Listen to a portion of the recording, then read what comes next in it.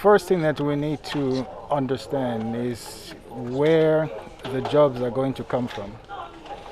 And history has taught us that in the modern age, industrialization and manufacturing are the two key areas in terms of what drives both economic growth and job creation. So when we look at this situation here in Ghana, the most important factor for us to focus on is agro-industry, because this is where we have Ghana's comparative advantage in terms of the number of private sector players, and in this regard I'm referring to the MSMEs, who make up the very largest proportion of private sector players.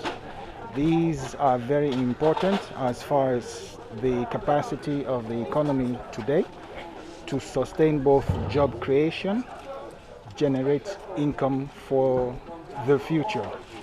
And young people constitute the largest proportion of both the MSME sector, and as well as making a fairly large numbers in terms of the working age population in this country. So if we have to do anything to sustain the recovery that is in place right now, we cannot but turn our attention and focus very squarely on both those sectors where the young people are key in, and those sectors that are going to be major drivers of growth into the future, because the future now is going to look extremely different from what it is now.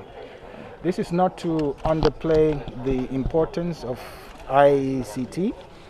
ICT is very good in terms of the fourth industrial revolution that is starting to take place right now, but we have to ask ourselves, can it generate the sufficient numbers of jobs to absorb the large school of school leavers and young people who are out there right now?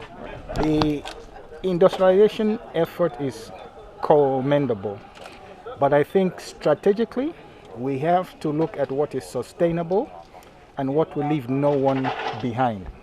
Because right now we have an unfortunate situation where segments of the population are being left behind, and these are very important segments. The young people and the geographic north of this country are being left behind, and there are gainers right now as far as the fourth industrial revolution is concerned. It's very useful because it helps modernize the country.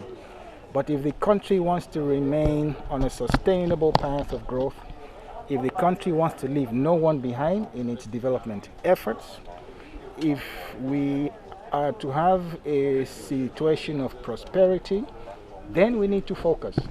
And the focus is on young people. The focus is on trying to strengthen and build the capacities of small and medium enterprises. And we have to look at issues of innovative finance to try and support some of these young companies that are out there. Because we speak of the SMEs like as if they are one. They are different sizes. You have small SMEs, you have big SMEs, and they all need one thing: access to credit. And right now we have to ask ourselves, given the nature of the banking sector, do we have SME banking? Do we have innovative sources of funding that can help these people? So this is key.